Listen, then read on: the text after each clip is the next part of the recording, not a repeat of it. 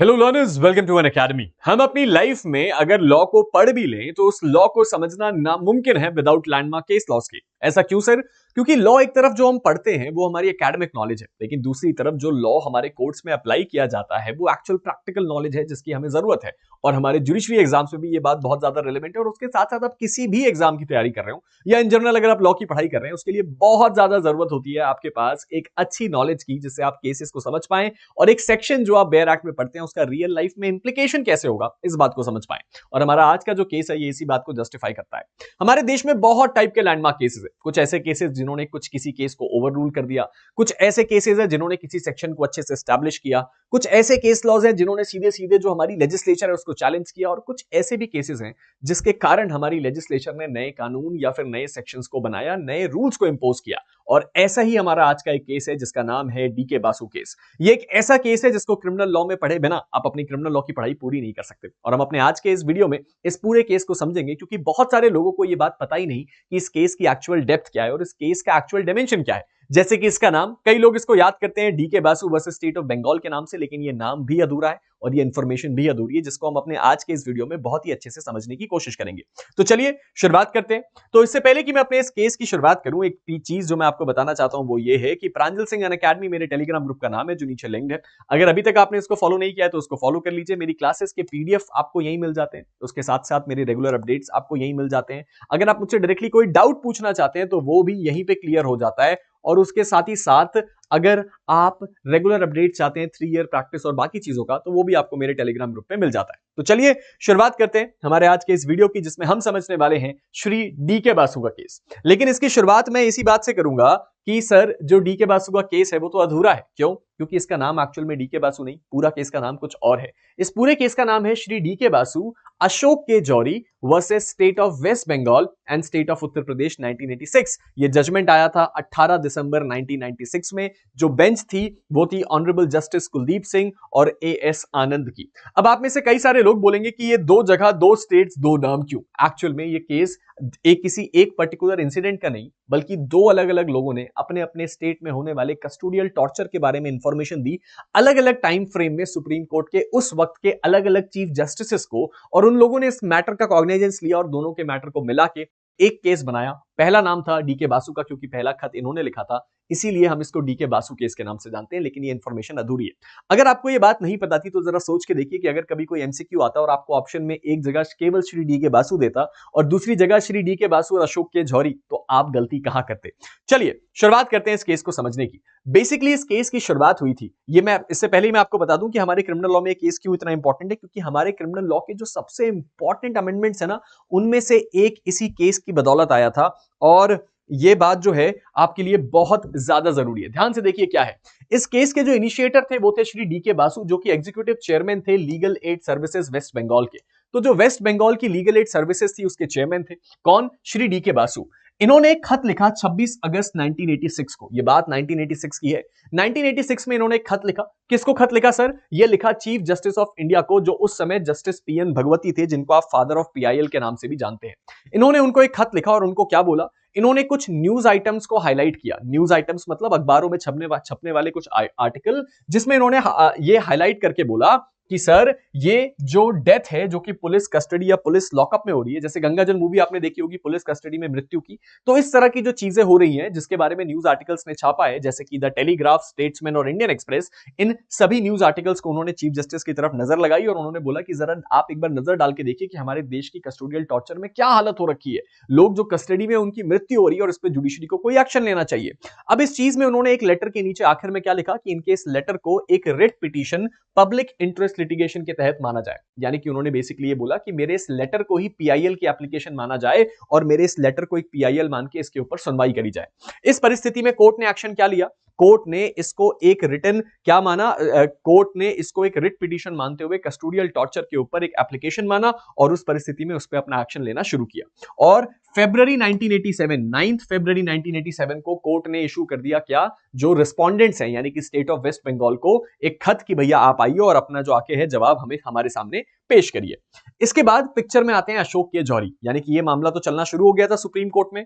इसके बाद अशोक के जौहरी 29 जुलाई 1987 29 जुलाई, फरवरी में वहां पे नोटिस इशू हुआ था। जो जुलाई का महीना था, 29 जुलाई, जुलाई के एंड में इन्होंने एक लेटर लिखा। अब चीफ जस्टिस बदल चुके थे, अब चीफ जस्टिस थे जस्टिस आर.एस. पाठक। तो जस्टिस आर.एस. पाठक को इन्होंने एक खत लिखा और उन्होंने बताया कि महेश बिहारी नाम का एक व्यक्ति है जिसका अलीगढ़ के एक पुलिस स्टेशन में मृत्यु हुई है, और उन्होंने बोला कि ये एक सीरियस इशू है, इसके ऊपर चीफ जस्टिस और सुप्रीम कोर्ट को नजर लगानी चाहिए। अब इस परिस्थिति में कोर्ट ने क्या किया, कोर्ट ने इनके लेटर को भी एक रिट पिटीशन की तरह माना, और उन्होंने क्या किया, उन्होंने बोला कि ये जो श्री डी के बासु हैं, इनके केस के साथ इनका मैटर लिस्ट कर दिया जाए, अब हम सुनवाई साथ में देंगे। इसके बाद क्या होता है सर, इसके बाद बहुत लंबी सुनवाई चलने के बाद फाइनली एक गाइडलाइन आती है जो कि दी जाती है police custodial torture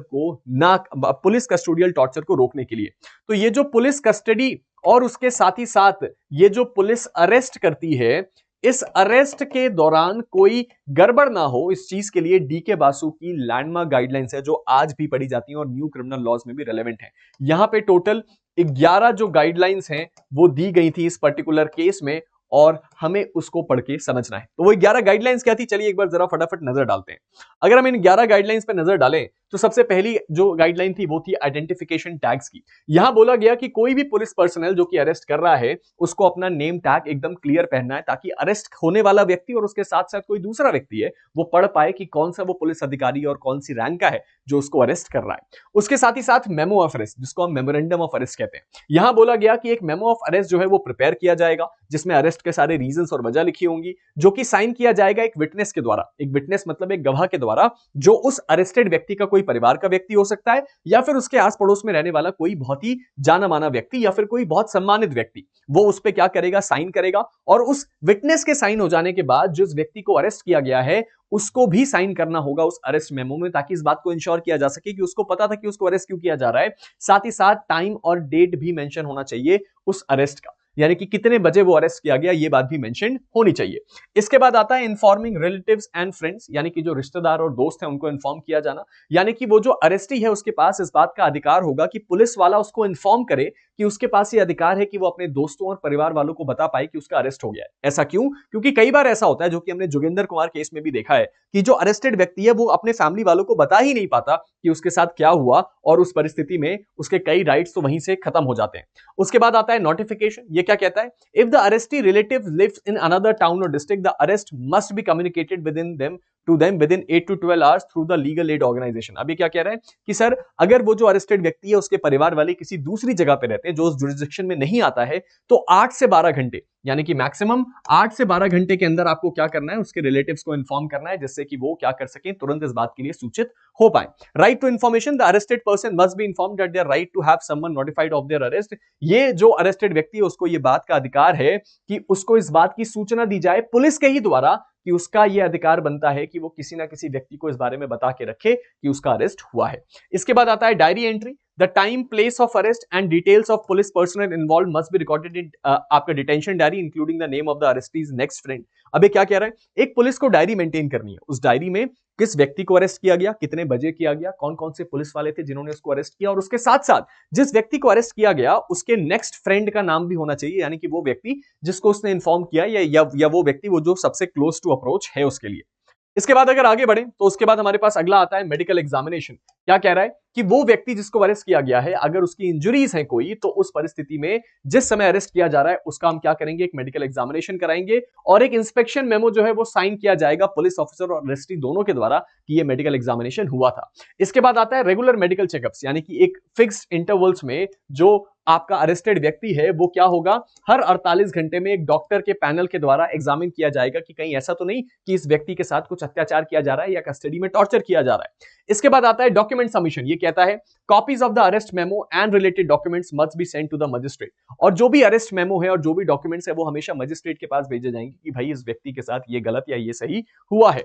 meeting lawyer. उसके बाद ये जो अरेस्टेड व्यक्ति है इसके पास एक अधिकार होगा कि वो not through out the investigation, जब तक पूरी इन्वेस्टिगेशन या इंटरोगेशन चल रही है पूरी दौरान तो नहीं, लेकिन वो उस अरेस्टेड व्यक्ति के साथ अपने वकील को भी बैठा सकता है, यानी कि वो अरेस्टेड व्यक्ति के पास ये अधिकार है कि वो अपने चॉइस के वकील को भी अपने साथ बैठा सकता है कुछ समय के लिए, ताकि वो उसको एड एंड एडवाइस कर पाए। इसके बाद आता है पुलिस कंट्रोल रूम। अब police control room must display arrest and custody details with in 12 hours of arrest. Police का जो कंट्रोल रूम है वो क्या करेगा, वो हमेशा 12 घंटे के अंदर जो भी व्यक्ति अरेस्ट हुआ है उसको डिस्प्ले बोर्ड पे डिस्प्ले करेगा कि ये व्यक्ति अरेस्ट हुए हैं। अगर इस चीज में कोई भी कंप्लायंस नहीं होता है तो हम क्या करेंगे सर, हम एक एक्शन लेंगे और उसके साथ ही साथ डिपार्टमेंटल इंक्वायरी होगी। और लीगल बेसिस क्या है, ये सारा का सारा जो गाइडलाइंस आई इसका लीगल बेसिस था आर्टिकल 21 और आर्टिकल 22 सब क्लॉज 1, जिसके कारण हमारे देश में डी के बासु केस एक लैंडमार्क केस बना अरेस्ट और डिटेंशन का। आई होप आपका ये डाउट क्लियर हो गया हो। अब मेरा नाम प्रांजल सिंह है, प्रांजल सिंह अनअकैडमी पे आपको ये सारे के सारे जो मेरे पीडीएफ है क्लासेस है वो मिल जाएगा। जशन सिंह जी आप पूछ रहे हैं क्यों छत्तीसगढ़ जुडिशरी होल्ड पे आया। छत्तीसगढ़ जुडिशरी होल्ड पे इसलिए आया क्योंकि ये बात क्लियर है कि जब सारे स्टेट्स ने पोस्टपोन कर दिया है तो अगर छत्तीसगढ़ 18 मई को हो जाता तो जाहिर सी बात है बाकी स्टेट के ऊपर भी प्रेशर आता, सुप्रीम कोर्ट के ऊपर भी प्रेशर आता और हो सकता है प्रीलिम्स के बाद उसको होल्ड करना पड़ता। तो सेफ साइड सबकी भलाई देखते हुए शायद जो कोर्ट है उसने ऐसा आदेश